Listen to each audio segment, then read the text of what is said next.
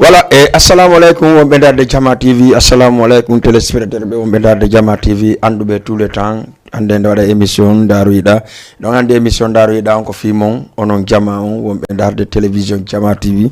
Excusez maintenant programme di liñ feƴƴuɗi ka feƴƴiɗo kon tawi en waɗali émission ji donc et puis tawi télé on kadi ala nangude no Jama on faalira non partout aka réseau tum darenɗa télé on mais en fait donc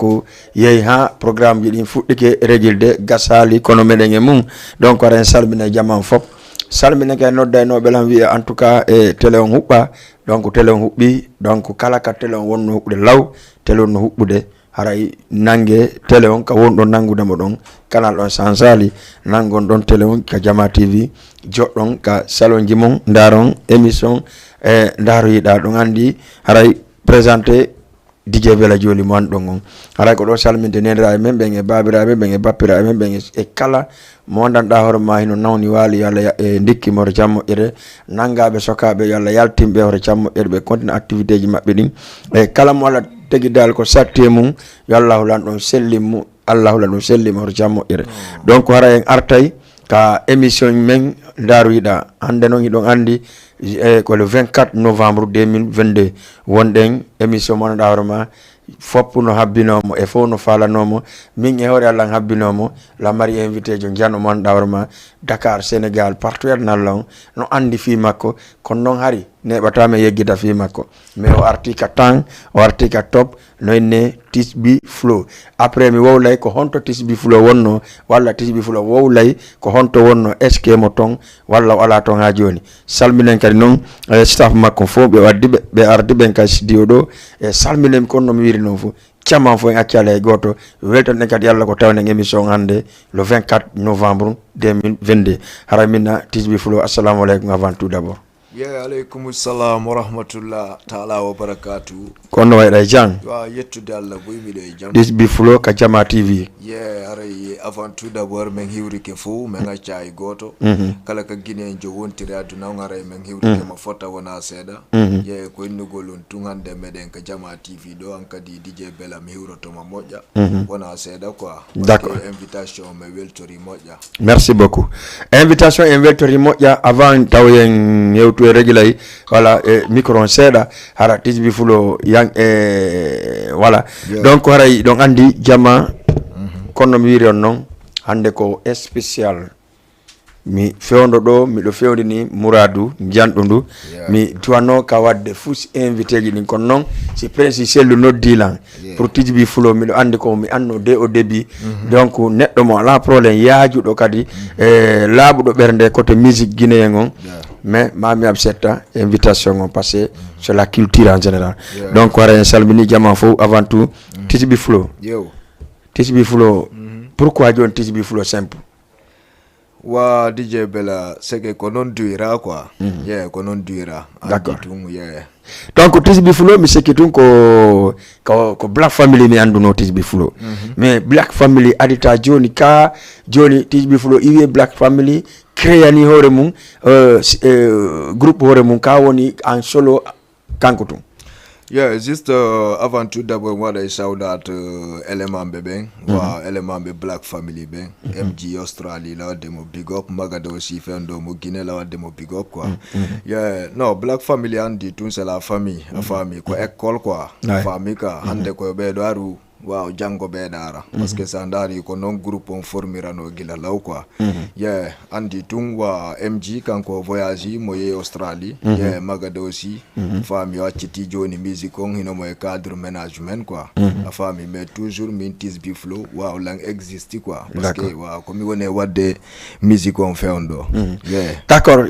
Tisbi Flow ya banto dara caméra moƴƴa pour no heɓira no Jama anditira ko bonte Tisbi Flow donc Tisbi Flow joni ko kanko woni ka honorable ka Black Family pardon joni noon Black woni ko c'est-à-dire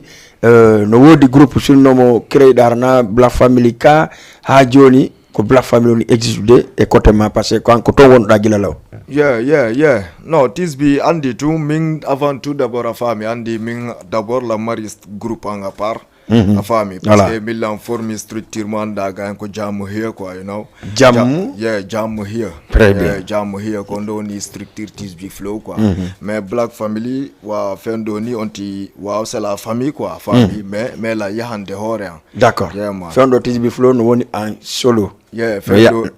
wa fendo ni TSB Flow ko solo mi woni wadde quoi d'accord no yande hore mum TSB Flow depuis on ma formu da on sitiri ma don jamu here ko woni jamu here taw la pro jamu here sanani mo jamu woni buttu quoi fami ka here woni ka wonda don fami ka ko du woni jamu here quoi woni buttu ka wonda don quoi connection woni la famille ok depuis on ma créé dans sitiri ma don TSB Flow no on structure rola minde ko kanko mi atti créé de que Black Family quoi. Mais pourquoi il existe ça? Non, c'est que non andi tunka di ya famille wa undon ko min hari jey quoi. A famille ka mais andi non en tant que kadista hino moy groupe. A famille faut que respecte à charte groupe on. A famille ka mais kalando TSB Flow no andiri mo jamu here quoi. D'accord. Yeah man. Ok, TSB Flow no andiri mo jamu here, c'est-à-dire jamu ko no wiri non ko uttu. Donc hiya on ko hewto kaka makko c'est-à-dire ka woni donc quoi. Donc waray 78 116 82 38 affiche numéro ndaren est-ce que auditeur be fidèle auditeur be gitali mi salmina Krang Alpha depuis Koloban passé o sonjilantro e télévision on bela hubba télévision hubbi grand kama jodo pose da ndara télé modja fala be kay darde télé on ka page Facebook haray yo natu ko nati ka Play Store e application Jama TV on ton son télécharger mo wadon ka téléphone mon joddo ngaj tay don fubbade tandaron émission hotre futa TSB Flow maintenant en tant que TSB Flow no yaade en solo men ko hondum exactement fe on programme TSB Flow man darma Jama on convaincre to TSB Flow ha be yilto e TSB Flow ko wonno lawdon yeah man andi don juste min ko mardon tun ko min nabe la famille wa hari jamu here avant a famille ko TSB Flow tun quoi you know mais jonno a famille gila mi waddi song Big Dajul o clip mo me waddi do joni a famille même fa lama joni jandinde jamu here wona joni groupe quoi min makko a famille parce que waaw fendo ni ko projet ji buylande après ngaro yay fi dun don quoi justara kadi waaw ko andingol be tun woni be anda no TSB be walla andunobe TSB be hara TSB no woni calme e yeso mabbe a famille waaw ko andintingol be tun hara yobe artu quoi a famille ka yobe artu carrément ibe visiona kadi be ndara be abono ka page parce que no wodi piji de anda fendo waaw andi tun ko yeso weli quoi be yoyay fire yeso quoi d'accord be fire yeso TSB Flow fendo onon rapper be bombo do be rap alay marche de normal pourquoi rap alay marche de normal no just sa ni rap ala marsu de haray kay no ay nay kay comme par exemple wano ka cadre sengo Guinée ala marsu de seda ko parti mengonga enen wa Guinée wonbe do wano musique on do ko famille Sénégal do mais rap on marsu de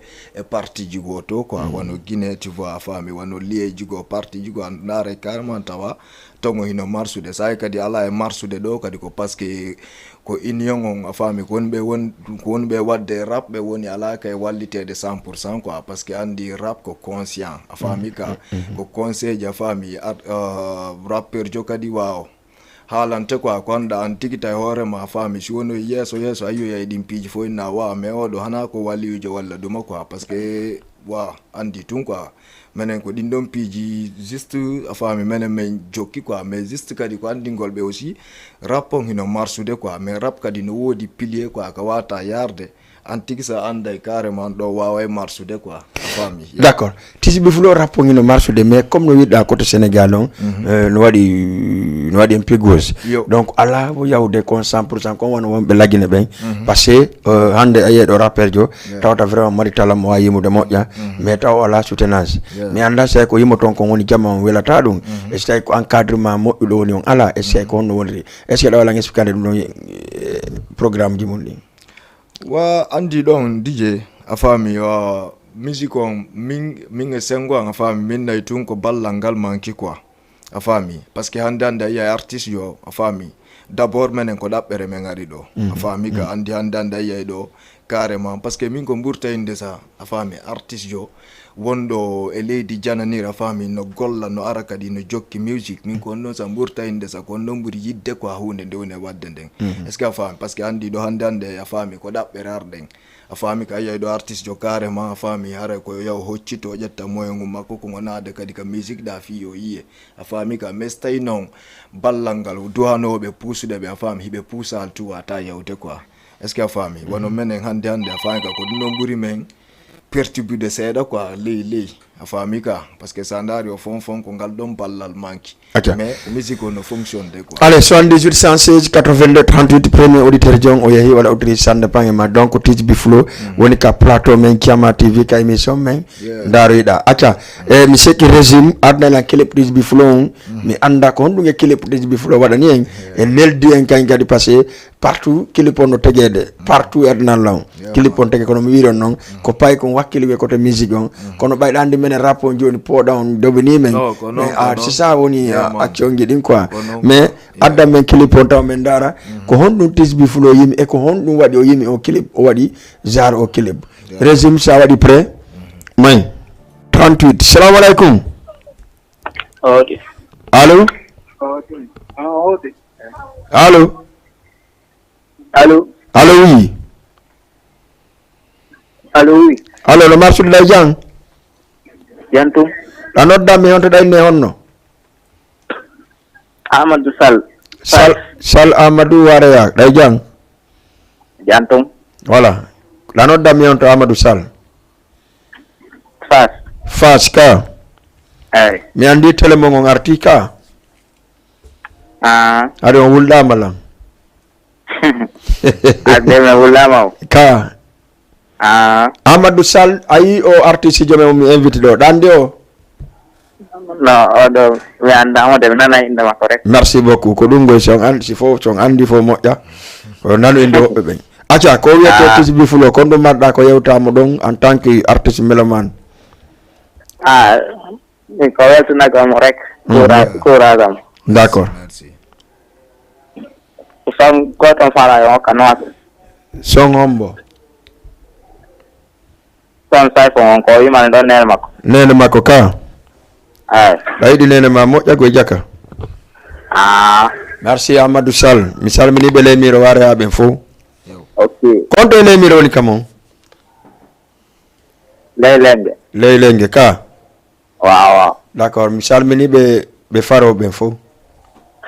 okay vraiment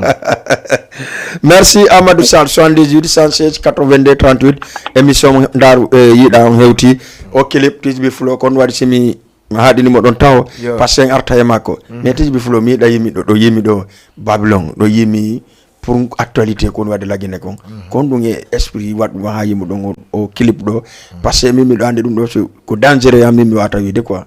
pourquoi on wadon ose hataw do mayi mon dum do non c'est que andi ça ni ko dangereux parce que hara na sans voix quoi you know parce que andi tout ko du wadi menen toujours afami vision amen ko kamuti quoi afami ka parce que handande menen ko mettata yimbe ben kon e ko mettata men ko dum fop men mobindirta me yaltina quoi afami parce que handande sa andari wono Guinée fewndo afami dum don ko ato tu vois afami sa andari wono innocent qu'on a tampiné de ton high state comme par exemple femme on a Guinée tout quoi femme partout dans le monde innocent no wodi est-ce que femme ka mais menen ko men buri base go kadi ko feƴƴata wono la Guinée femme parce que ça ndari Guinée fewndo femme on période don femme wono aye innocent be no ware aye goddo hino nangue hino torturer hara fuso wada aye kadi wobbe kadi hino yalta no manifesto ne femme ya carrément les police négatif afami no fella on tigi afami ka walla on tino mayra ni ko ay duma afami ka ayay kadi carrément ka wano ka ghetto jini sa yi afami ayay pay ko hino nangue no torturer no tampine afami ka sandari clip on to taway men holliri image ji buy quoi ko woli der ton kon quoi afami parce que c'est pas normal parce que ça y me ni police afami ka men na police fop quoi men me wowla ni quoi afami ko police be anda be ala wadde golle mun den no duirano afami parce que handande afami ka police afami normalement kanko honno doit wadde normalement a faami ko wallitagol quoi public ko a faami ka c'est-à-dire protéger population quoi a faami ko protéger gol population a faami wona arugol ga na faami jokka goddo ni ittinamo walla mbawdom hollamo parce que kanko himo wadi teni mako a faami wada teni tu vois a faami be arabe mbawdo quoi ko sifa dim piji fo a faami woni wolde quoi d'accord yeah parce que mais TGB Flow est-ce que donc suusi fewdo ni da suusi ko lagine jodo holla o clip e image en tant que police guinéen be holludo ben kadi image mu direct parce que kambe yalti kanere image et puis ko lagine kadi kamen est-ce que fewdo mo ilni yaw guiné la ozi yaw jodo e plateau clip tagi explica dum e der lagine ko si ministre c'est trop dangereux avec moi quoi non DJ Bella a faami nous sommes des missionnaires de la rue quoi a faami ka menen comme révolutionnaire est-ce que a faami si me yaltini hunde a faami ka c'est que si me ye ha men ozi me yaltini hunde to gandu a faami kala ka men nodda me wadai a faami ka hande a faami haysi ko policier jo est-ce que a faami a faami haysi ko policier jo a faami min la mari ozugol mi tega songo a faami on dara wona non kadi parce que aray ko hollugol ma faami non kanko don taw a faami so ndari carrément si tay tun ko policier négatif a faami ka kanko ti wanday ko honno ko wata justifier de hore makko a faami ka si men jododi mi la mo explicande carrément minna mo bay policier ben ko be woni wadde kon c'est pas normal a faami mais wonbe go policier ben ko be woni kon c'est pas normal ok oui continue away continue yene a faami ka c'est que ko din don affaire ji quoi d'accord a faami c'est que min menen si me yaltini tungunde andoray men hulata wolugol dum partout quoi comme woniri faami ka parce que comme révolutionnaire quoi TGB Flow ko depuis année hombo TGB Flow fuddi yimugol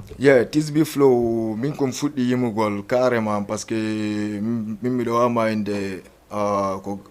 fayda mi immode mon quoi a faami parce que kam wonno do wono Conakry cause a faami la marno grande a faami ka ko ben don hari mi jokka no wada freestyle du welala a faami mi no ha mi adopté mon quoi mais ko honto mi buri base gol tigi ko côté 2010 mi nati mon tigi quoi TGB Flow tawa yimugol ka taw yimugol non mi tawa yimugol mi musique weli lan tumi jokke d'accord TGB Flow tawa yimugol depuis nebi TGB Flow Conakry on dit pas que Conakry kan vraiment si be jouer ballon wobbe yimay donc est-ce que TGB Flow jouer ballon c'est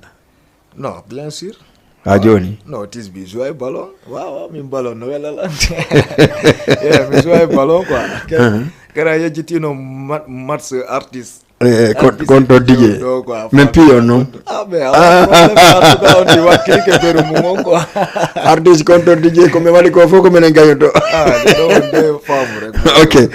TGB Flow hande kono ni projet réel mo jogi don manada horma un projet don kono wata nabe de surtiri mon on yeso fen do ka fudditida misgi do passari law waywa saki de seda mais joni ay morike dole parce que partout jamano de TGB Flow mi invitation jiri et puis président lu kay no wakili boss be jiri donc ko projet on dum mardo fe on dum manada horma on tegana men ka tabal me hiya comme accompagnant TGB Flow ok don d'abord a fami wada taw saudat big daju landi fendo ni no mo États-Unis mo darde a fami o element jomo mi waddi do clipon a fami c'est un grand quoi a fami wa kanko ko États-Unis woni quoi ko pullo ni ka wa kanko ko pullo a fami c'est que o yi ko mi watta ko welimo tu vois a fami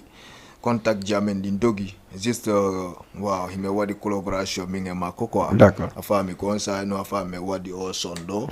wow kilipongo yalti tu vois wa fendo ni minge mako meden prépare de projet mwanda gan dundong c'est high level you know parce que minge mako meden do wadde album fami minge big dajul quoi album amen o fendo ni ko dum me woni bosu de minge mako meden gollu defendo fi album te inshallah aussi ko andingol tum musibbe be nga fami ara yobe habboro album on dole parce que album be ay ton couleur ji buy quoi wono nane nga fami DJ Bella ono hido jokkiri me ka sengo rap tu vois enfin parce que ko donc on ti holliri ko non base ko non me base est-ce que fami parce que kadi wow juste mais anda sa awatu de poda dey non etola la ngarde quoi fami ka est-ce que fami on période donc fami c'est andi rap a fami wa wawi wadde concours freestyle parce que on dit participer concours ji buy freestyle a faami wano concours musique wa rap gal sen ɗo mi participe ɗo e concours ji buy a faami mais actuellement là album on ko andigol ɓe hay so daari album Black Family couleur ji ɗin fop no ton quoi a faami ko andigol ɓe tun tisbi naka rap 100% kadi quoi a faami fen ɗo ni a faami meɗe wadde musique quoi a faami ka fen ɗo ni actuellement là a faami min waɗay dancehall wow bien sûr reggae non album raga ayo album wonɗo yalde ɗo a faami couleur ji ɗin fop no ton a faami ka ko anndingol ɓe a wonaka rap tun you know rap no ton dansal no ton reggae wono yay tout a faami couleur ji ɗin fop haray yoɓe habbo a faami ka mo kala heɓa e guumum nder ton quoi d'accord yeah. ok Tidjby Flo na rap on tum fen ɗo ɓe woni ɓe basé mum mais à 95% ko rap on ɓe basé mum mais ko pour andingo jama on tum ɓe couleur ji buy wonay e album maɓɓe on ok Tidjby Flo est ce que fewno ɗon ni ko Sénégal wonɗa e wadde base on carrément ka a yewota e laguine waɗoya laguine base on kadi wa actuellement la base on ko Sénégal ɗo quoi a faami wa base Tidjby Flo on tawa ko ɗo mi waɗi base on te langandi wa fendo ni meɗe wadde contact ji e wonɓe Guinée a faami wa men daara kadi quoi base on fendo taw ko ɗo mi woni bosude min e élément jon wonɗo États-Unis a faami ko ɗo mi woni bosde album on ɗo e États-Unis landi après wa men wa no wawi wonde sorti on sa mi waɗoyamo Guinée ça dépend on a sorti album on quoi yeah, man. mais c'est son base à Guinée de trop on waɗi sorti album on Guinée Marseille wa no wawi marsude andi fiyonu min namma ɗum faami wosi jungo weli tungo weli mettude quoi est ce que a faami si golle ɗe rewi lawol a faami guinéɓe ɓe yiɓe tawi ɗum ɗo tout est nice tout est cool a faami si mi yeehi min hebbino hay pale on quoi gila Tidjby Flo formi o structure makko mo jogiti gila presque gila joni gila Black Family men akkinalgol fi mum ko combien de single Tidjby Flo waɗi no ɗum ɗon kontota ko DJ Bella kontota ko quoi a faami parce que min d'abord ato album Black Family min hari mixtape en parino quoi a faami parce que andi tun quoi ko min yeeha min yewti min fottani min ala probléme a faami min joobi album on a faami o absent komi wonɗo kon fo komi absenti kon fo lawma ende fendo ni a faami sa konkani lang andi lang album tun hinomo ni quoi a faami ka lammari ɗum ɗon son jiɗi ɗum ɗon kontota ko mais juste ko andi tun na kadi ƴettugol tun kadi yaltinirani tun quoi a faami il faut que ndara kono gérirta projet ji maɗin ko honto e période hombo projet ji maɗin dowa yaltude quoi a faami ko ɗum ɗo waɗi Tidjby Flo merci beaucoup est ce que Tidjby Flo en arta e deuxième partie on wori est ce que clip gonɗon ka e gen to clip maɓɓe on arten ka deuxième partie parce que ɗo gandi voilà acca arten e clip goo darten e o yara ndiyan seeɗa so ndiyan ɗan noon alaga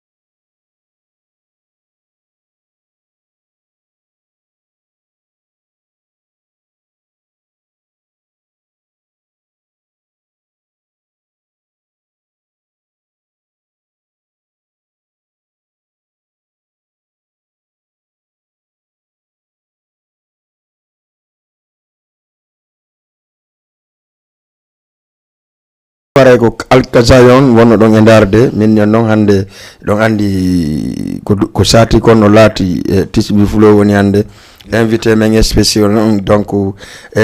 iɗon andi kadi souvent ko neɗɗo man daruma o ɓoydi e culture guinéen on donc doit soutenir de partout kala en tout cas anitu ɗomo yanto kanko wonno kamɓe wonno élément Black Family bon mais oɗo tisi min mi nani ko MG jogino Black Family depuis MG yehi Black Family de sa sakiti ha mo kala mon jokki haaju mon est ce que ɗum ko gonga jogiti wono jogiti no quoi parce que ko tanka ko wonno ɗo Black Family existe donc ɓe wadde golle maɓɓe ne ko to musique on ok andi ɗon a faami ko martin ko mbeyta ɗon ko andingol musidɓe ɓen ko MG créé no Black Family faami ka ko MG créé Black Family faami menen men ngaru men tawtimo ko groupe faami ka te kadi wa onti arami tawtimo de min kanko ɗaɓɓitan ha o yilan quoi est ce que a faami o forsilan o jeejilan faami ha mi tawa ko groupe d'accord faami ka komi tawete kay ko groupe min nomo yomen change winde nden quoi faami onni non o explique ani lando a faami o convaincu ha mi absetti quoi tu vois mais groupe on men foppari meɗen jogitino groupe on parce que hande wa jette goɗɗo ka ligne allo 78 116 82 38 allo ya assalamu alaikum wa alaikum salam ya DJ Bella naam kombo ya ko général depuis Ngor ya grand titre mo bita dole merci beaucoup général what's up la wala émission la yeah man yeah me heard émission on Facebook en direct yeah bro go to man donc les vidéos mom la ba mi darno ci donc o yaltere quoi alors men na bay ko kambe ni grand bébé be pour tout waccitade ko affaire mo am ni dara jeeso d'accord ok ala problème dande si me hi golle mabbe de rewi lawo menen kadi me wawa tout be dawo mabbe quoi parce que kambe ni grand jidi sembe yeah man le courage golle den ko an kadi mom émission no rewi lawo quoi merci beaucoup ya ngo walde re mo jeetal jaji yari ni mom mo jeetal jaji amin bro franchement big respect à général quoi merci général depuis Ngor beaucoup merci général ya grand titre mo hirita dole igade makko jammo here madili jammo here me den habiti album on le no mawdo album ko faya habboro mo dole quoi parce que o yeyi to piji bulman lo mundudo murado yalti bayno fusude billahi merci ko wakkila gol mawdo moƴƴa no ko gotum mawdo quoi an kadi me weltori appel ma moƴƴa quoi c'est la famille happita mawdo man merci beaucoup okay, merci général depuis Ngor merci beaucoup merci beaucoup donc général kadi ko yimowo donc kankadi en tout cas ko suwa ko watton kongo waɗata bon général voilà d'accord merci beaucoup ara général kadi no weltana moƴƴa donc MG créino Black Family après o tawi ma o ɗaɓɓa élément ɓe wonda donc o yaadi kadi noon o yaadi Black Family non c'est que Bella a famille MG ya dale Black Family parce que sa andari album ko yalti a famille men dogini seeda après o yehi mais ko yahuno kanko après min e magada me waɗi ɓuri ko MG wonno ɗo ko est ce que a faami parce que mi yaltinayno single ji mi yehi ɗo festival lagine Benedi record invité men spécial ala artiste joɗo e waɗanaɗo ɗum ɗon on période ɗon est ce que a faami mi yehi kadi Benedi luwani men nouveau hotel on période ɗon famutarna non ha joni waɗaka taw par ce que il faut que wola ɗum ɗon andi ko waɗanoɗa kon il faut ndi ha joni taw mi yaali goɗɗo invité aɗo on festival ɗon sina Black Family donc ɗum ɗon je va maintenant ƴetten goɗɗo kadi ka ligne allo 78 116 82 38 allo oɗo heblaki Yeah, est-ce que fami on période do hari artiste do sustano yawde Guinée wada to manifeste quoi. Est-ce que fami parce que ko bene diari do yal bon amen on taw signi. O respect ya fami et puis kadi ko yeyi wandi men contrat me yeyi men taw mo fi festival mako. Fami ko men hewti kadi ko mo kala ko hôtel nouveau hôtel o luani men fami mo kala kadi chambre mum. Est-ce que fami ka prestation aussi. Fami Guinée wow tawanobe don men fobe yino carrément be andi carrément mais bedo ko hombe ni quoi acha bedo ko hombe ni jogal dan don 78 116 82 38 assalamu alaikum Salam on jara ma don e jang Jamsi e don nodda mi on do make honno inna fatoro jara be jama Medina don nodda Medina la wi honno Fatuma jara be wuri ba jama Fatumata wuri bari jaray bari pardon d'accord jaray be wuri ba jama ɓengu wuri giɗo jama wolu fo nana nan awa ɗon fo waɗa publicité ala affiche fo nana arnon ɓe wayri télé ko ɗum waɗi télé on wayrama mi wayrimo kono yiiti awa fala wakka noto awa miɗo heeɗima songon mo faaloɗa daju ina woni mera komin porto sadelan daju reno d'accord wuri awa nani ɓeygu ma o ko daju awa ɗum ko hange modi ma o regila nani walnama ko joni merci beaucoup merci jaray eyo wuri anani hange ɓeygu ma o regila joni ka daju tis fami on période don tu vois fami hari artiste jo sustano yawde Guinée wara prestation quoi fami menen kadi ko me yawno don wa ko ya de témoin aussi parce que élément isba honorable idéal hari moton you know gon foli élément jo mabbe master parce que fami ko be hari kadi kambe tigi be hari be ni carrément franchement kono way men bantude do quoi parce que a fami artiste wa kono tun wa ari represent men do a fami wa kono do a bantude musique guinéen Dakar to fami parce que fendo be abori on dole minni be bro ko goddum go ko ay men hulbi men halirante quoi fami me wona hore podium quoi a fami ko men jawi don kadi be fopbe yiwno a fami ka be apprécie singleton arno fala waddude amen futring a fami tangon nyojji men banjang a fami banjangari me waddi son on don son carton do fo nannomo VP aussi o arno fiyo me waddu son a fami ka VP aussi a fami me waddu no son a fami juste quoi ko andingol be tun a fami on période don 100 mg hari mede yahude a fami awa absent mg dum wadali bonnali fi black family mais pourquoi joni ha joni anno on sommet don kon non on sommet don arayno fewndo arayno na goddum go wolte nder côté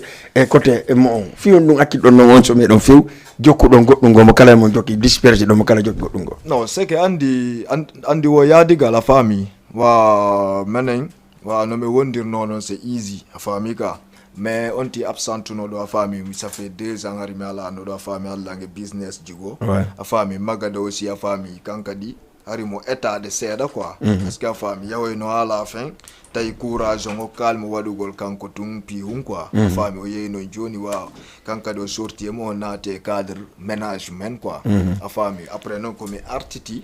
minni boy on ti yawno jogoygol mi arti joni non aru wadde un projet quoi d'accord mais quand même tay magada fe non to men jettimo mi wattimo ka promoteur be voilà 78 116 82 38 salam alaykoum allô oui ça va bien ko jigene la kanko joni mi no duje ko émission makko ko no ala yetuje la joni non kay émission ni direct won dago yi fe don fe ide la ngedi makay daga dow kadi yo fewndo ka émission direct wonda ok kono faanoɗa kombo taw jallo wala ratu depuis tayo wulay no waɗa jam janto eyo kono fewɗi Grand-Yoff alhamdulillah harna tuɓe ɓe jang ɓe fo ɓe jang min mbaawamaɗo de émission merci beaucoup merci no Grand-Yoff la gandi kon sappo ka wallahi miɗo andi noon Grand-Yoff no prépare de anniversaire le 3 décembre ɗo gandi ka Allô? Allô, oui. Mais elle est donc Andy, donc prépare l'anniversaire le 3 décembre. Quand?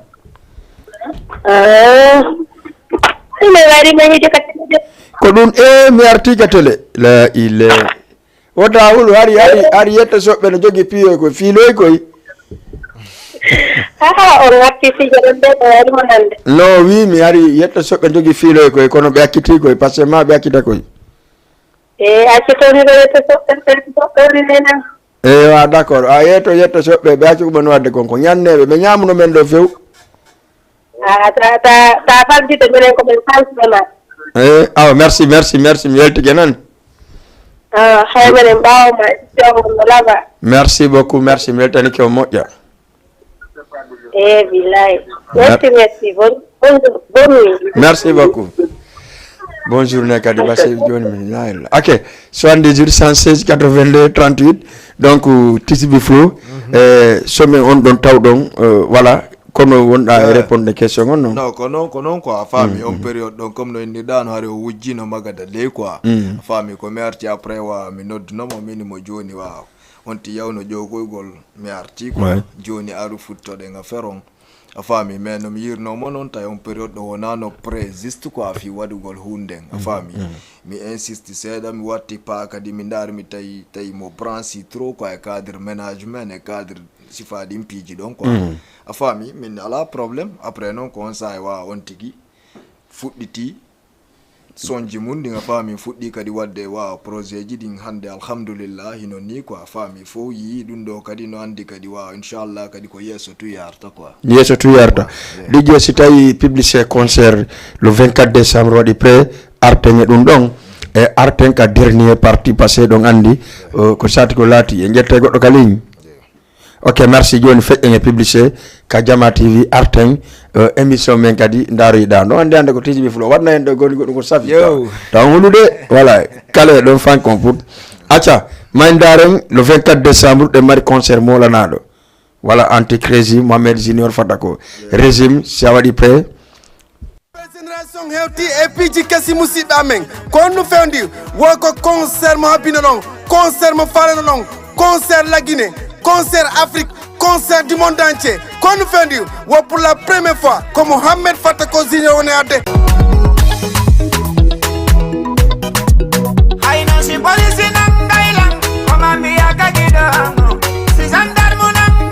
Le 24 décembre, contre Douata, quand Estad Ibama Diop à partir de 20h. Yadembo, Waha Amadou Akoune Lady Kamu, Himoineono, Anti-Crazy, Oama Yaomuta. Anti-Crazy, Wososo bebe nonder, Manika benonder, Gersa bebe nonder, Thomas bebe nonder, Yade on de Gadi, Alkazayon, Actizi Manandar Mosoring me so kajude, Wamba Gadi, NJ 224. Ria. Wamba Gadi, tous les artistes qui ne vont pas du Sénégal le 24 décembre, et une nouvelle génération. Estad Ibama Diop, Wada qui se ferme, Estad Ibama Diop, Minimana Wonatu Gongol, Reobe, Esukabe, Esonabe, Adenge Deimung, Adenge Serimudu, Adenge Kili Mudu, Woyolanda 5000 francs CFA, Wokodo Woni prix fiction, Wono Kaburi la bede donc, Kaburi Neudu de donc, Amara Z de Mirano Minama, Amara Jonas Kobubi, Wokodo Woni 10 000 francs CFA, Wohekwan, Heba Mohamed Fatako Junior.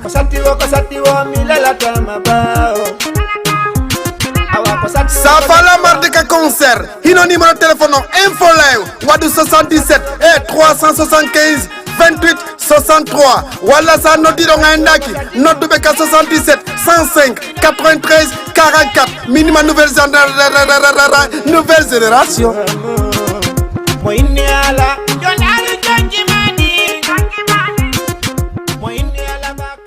Premier pas et Sevencom présente Goulam pour la première fois au Sénégal. Quoi? Tu me crois pas? Vas-y Goulam, dis-leur. Nangadev Sénégal, c'est votre soignant des cœurs. Aujourd'hui, j'ai une très bonne nouvelle à vous annoncer. Enfin, je serai au Sénégal pour la première fois. Le 26 et le 27 novembre prochain, retenez bien les dates. Ça se passe avec des musiciens. J'ai vraiment hâte de vous retrouver, de partager un moment musical, un moment de bonheur, un moment de fête, un moment de folie, d'ambiance, un moment où je vais vous soigner avec des belles mélodies et des belles paroles. Ça se passe avec Premier Pas. Sénégal. New Dem. La 4e édition Hip Hop en couleur, festival international de jeunes talents, accueille Goulam, l'homme à la voix extraordinaire, suave, adoré de tout le monde. Pour la première fois au Sénégal, Goulam est à Dakar. Le show de la confirmation, la relève en live, 10 artistes programmés, 10 pays invités, invités d'honneur, les îles Comores. Le 26 novembre, le grand concert final au Grand Théâtre de Dakar avec Goulam. Cette voix est juste sublime. C'est pas nos envies, t'es jolie, je suis jolie. Entrée simple, 10 000, VIP 20 000. Pour plus d'informations, veuillez nous joindre au 77 855 74 85 ou le 33 897 93 20. Goulam à Dakar pour la première fois. Voilà, merci beaucoup. Publicité Jiding Oyedi, Arayen Artay Dong, on dit le 3 décembre, kadi ko anniversaire di Gebela, et Nyani Night, Aray Jama Fop, kay nodita, Inshallah Jabi Aray, donc andi Lendi, Arayen invité Jama, be Arakan kadi be wola fi anniversaire long, Aray ko teddungal mon on Fop, voilà, Aray anniversaire, o émission wondo wadi do, le 3 décembre, Inshallah Jabi ko Nyani wata, donc Arayen salmini Jama Fop, en akala goto, invité, ben pareng, en mareng, artiste invité Fop, et donc andi non, voilà, artiste invité principal on stay no kali jette ngon don arteng e tiji fulo allo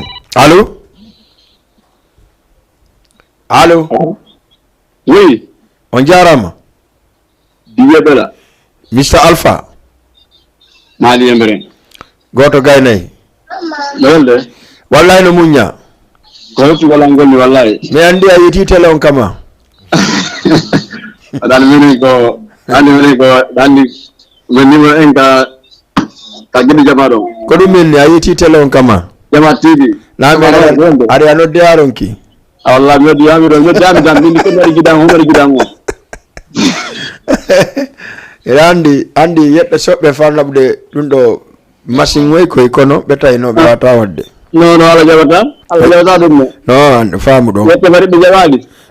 menen kadi menen hande men folaka ka tele on arti ka wonno et puis buri ka wonno don kadi so selli aya tinge jodda ndara tele on fanka put d'accord way kono to bani sila jan wala dandi hande la yemi do artiste mola na do ne teach be flow ara mi salmini mo yalla ci tawani wo jam d'accord on salmiti ke don ko ni di jara ko wala tagal de kamika do wala to ok bon atama kamika ni fu hara ilanda irandi wala de kamika di ko yeah man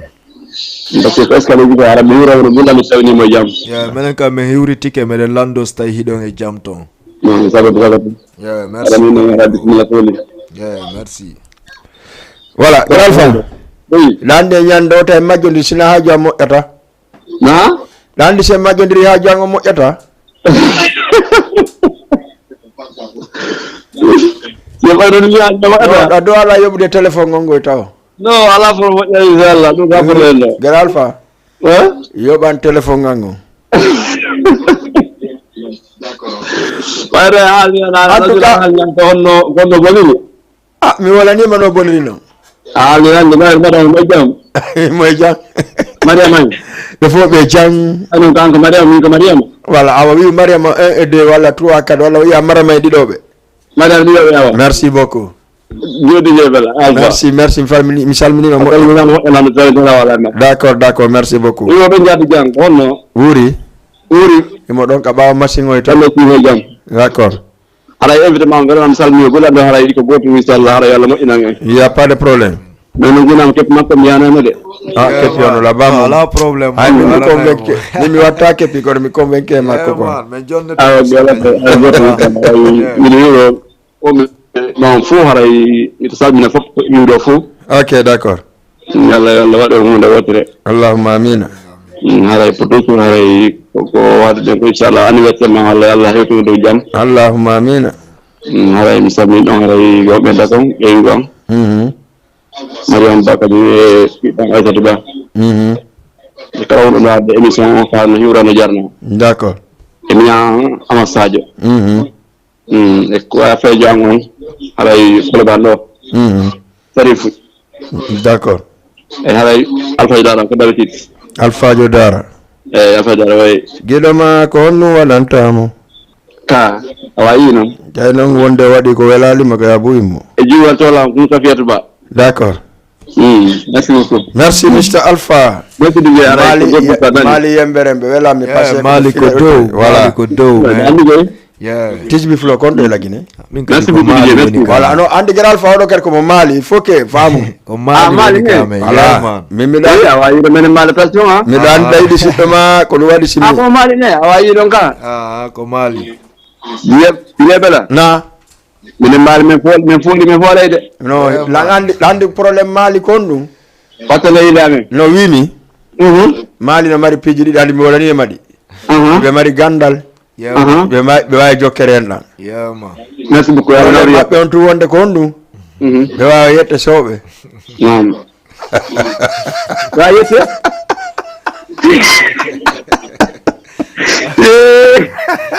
pas mal donc quoi bonne nuit ok Geralma merci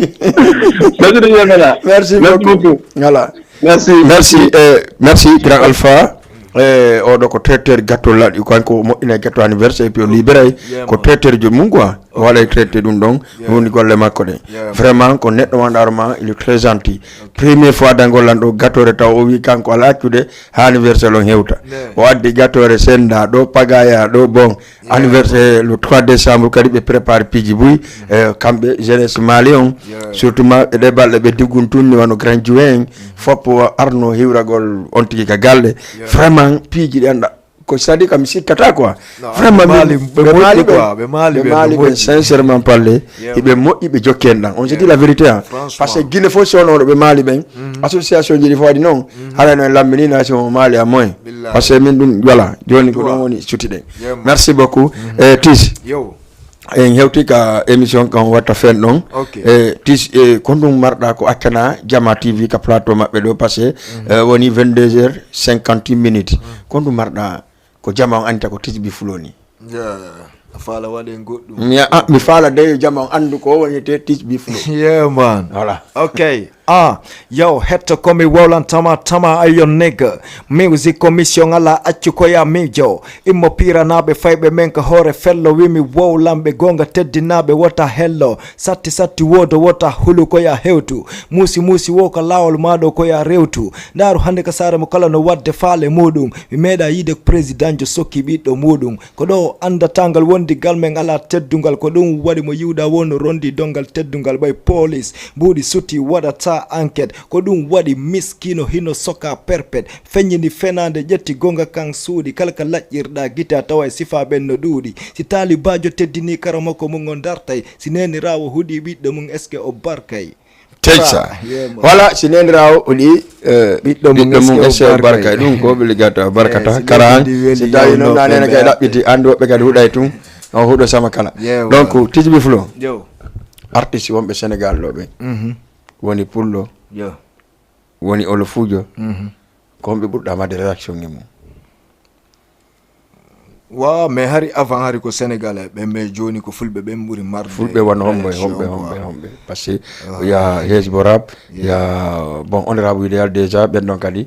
bon ya Rino Sengo ya NJ 224 ya Alkaza ya beaucoup de artistes qui là est-ce que da wadde wono wodi wobbe ben be wadda relation mon dawrama en tout cas bon hara on yewdire gundoji manay côté musique non actuellement là mais ala on don fait do quoi a famille wa mais non minge mabbe a famille ko love wondi la e mabbe quoi famille si me yidi men yurondira e men blaga e men fijay quoi a famille a part rundon après mo kala reno jokki haaju mon ley quoi MG mi eno yima ko yimata ko no wela mi watta class puis MG watta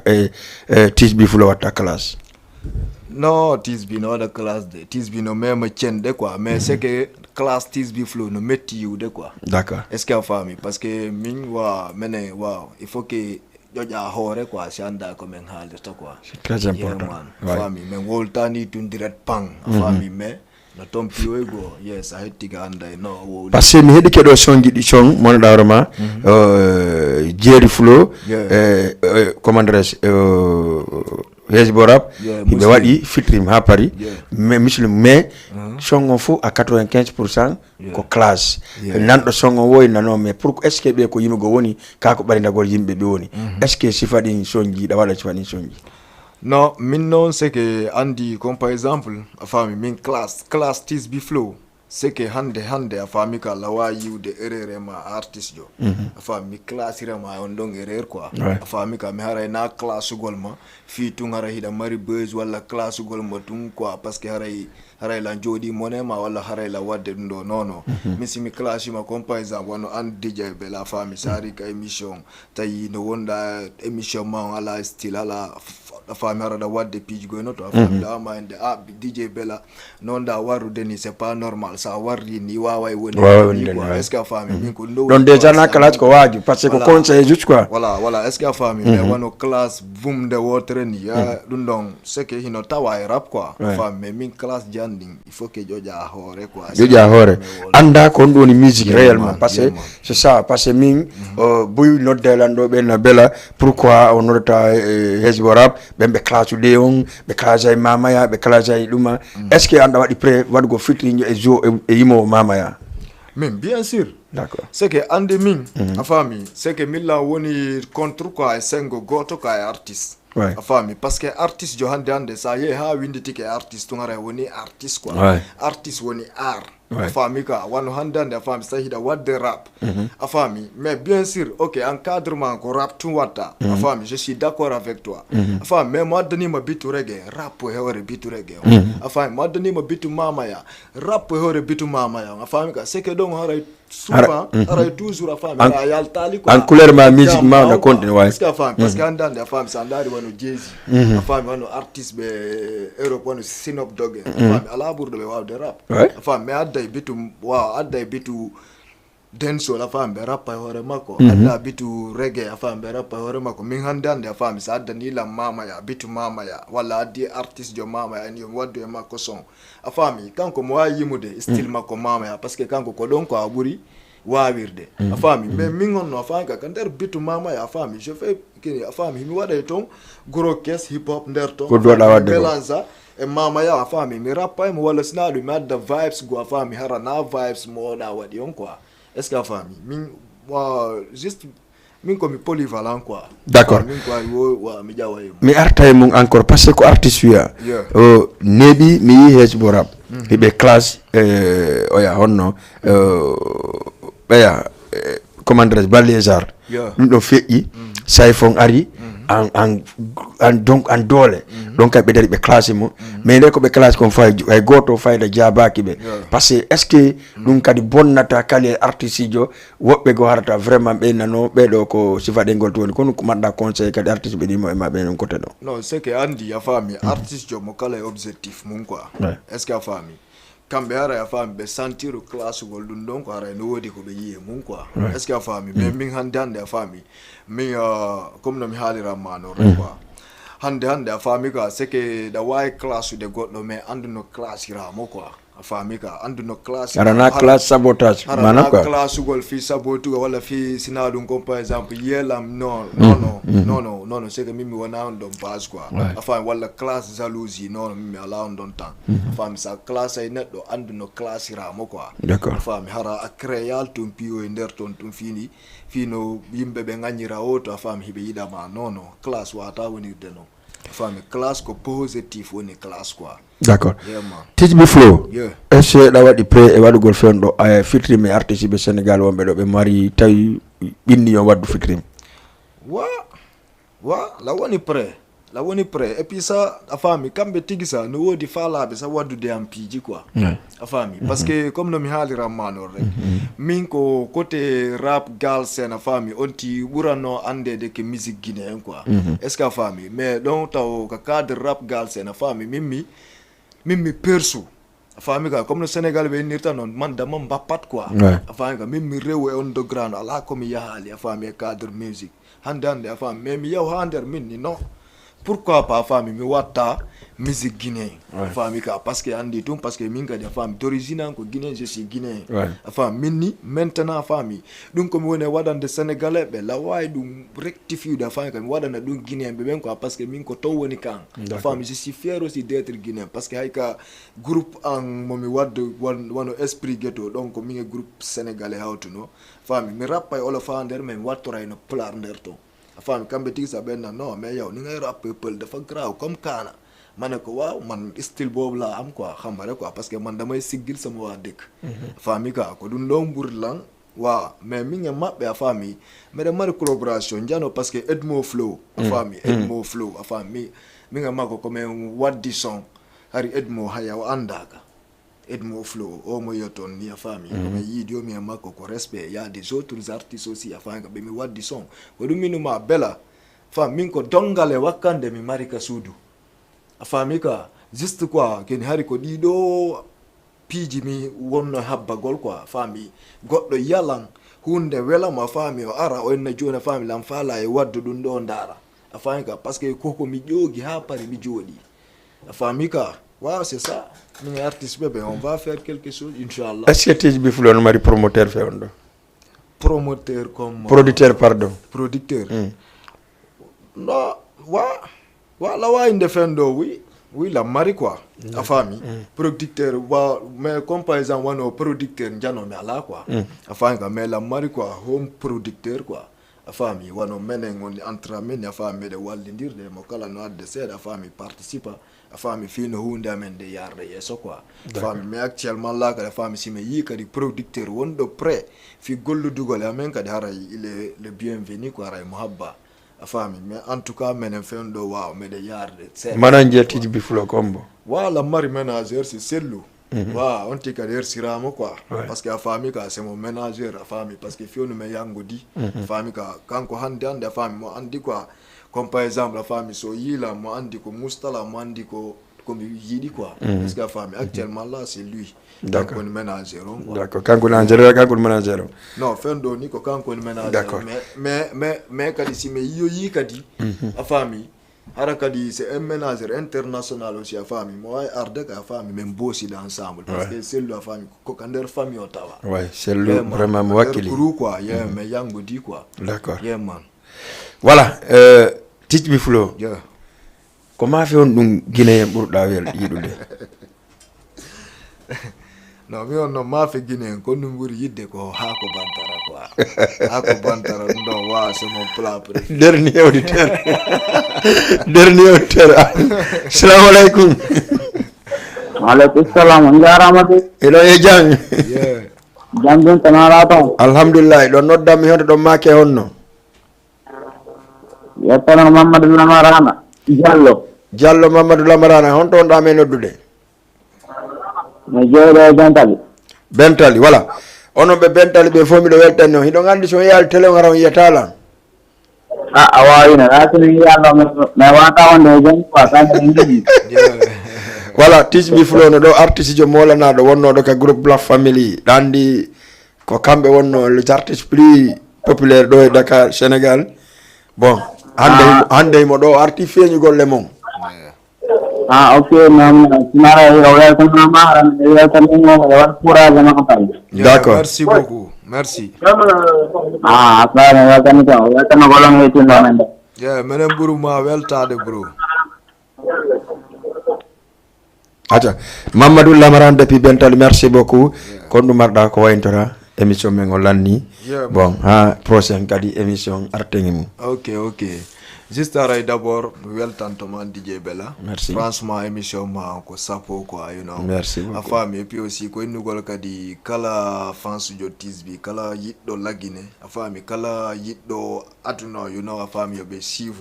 sivu quoi Jama TV parce que Jama TV kadi afam sandario fonfon wa ko piu men quoi afam ka sen nangi ko piu men sen nangali kadi ko piu men wa jogite den Jama TV si vembe quoi afam c'est très important deuxième chose aussi a famille kala fans jo TSB Flow yobe yawbe burta abonade capaz famille capaz TSB Flow parce que no tompi ji buy jamu here connection ardude dole yobe watta yila moƴƴa ko inchallah ray wa hara yobe yawbe abono to nga famille be habbo ko dolle de noarde parce que andi avant Facebook ango no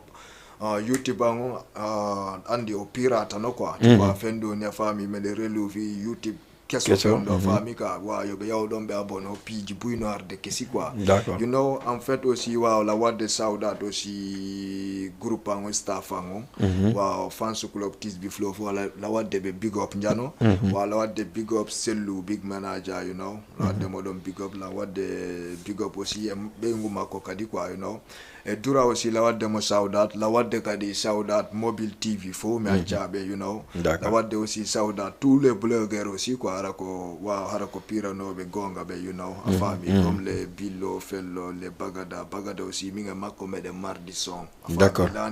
bientôt parce que mardi bientôt you know a famille puis aussi la wade big up kala wondo en darde kala Guinée joka wontiri lang hiwrade fop ko matcha he goto haray ko innugol tun shawdat la hiwrade kadi biro an kabi won don landi fendo ni be darde lang e famille on ton fop ko matcha he goto waray mi hiwri ke toute la communauté guinéenne ko innugol be tun on ne ensemble e big dajul hino mo États-Unis you know fendo ni mo jodi mo darde ko la hiwrade mo ton e famille makko foton you know innugol be tun wow c'est la famille quoi haray Guinée on faut quoi Amérique andi wosa limi a falja Grand Yoff Parcelles Medina fop quoi you know kala ka Guinée jontira duna hare mi ma one love fop ko kesu yo TSB Flow wonno hande ka émission men Ndaru Yida do hande émission men on kono wiete ko ya Ndaru Yida jeudi jeden fo star ben mi invitata do jeudi jeden sina dum do hande no wodi émission kadi hotren Fouta tous les lundi 14h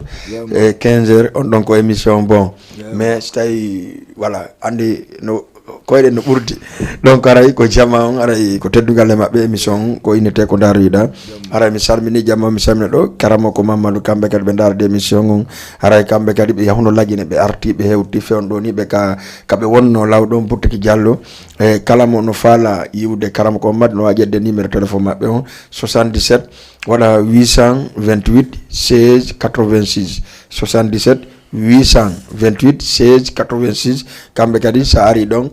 kala haaju ko soholda stay tumbe way wadandema be wadante kambe karamoko Mamadou Winda Diabo Telimile merci beaucoup ara en salmini nendira me fo ko no widen non mi do joni rendez-vous jama fop tout le monde le 3 décembre on yani night à partir de 21h mais au 15h salla jabi jama mobilisé to ka télévision do